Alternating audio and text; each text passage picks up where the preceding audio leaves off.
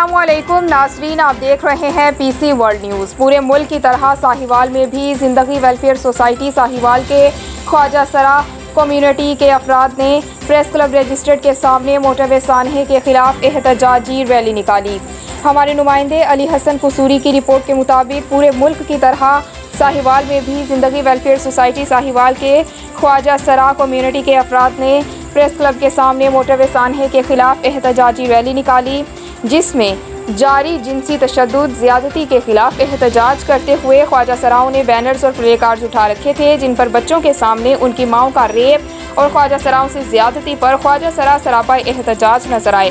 ख्वाजा सराओं का कहना है, पाकिस्तान में हमारी माँ, बहन और बच्चे महफूज नहीं, उनकी इज्जतों को महफूज बनाना रियासत का काम है।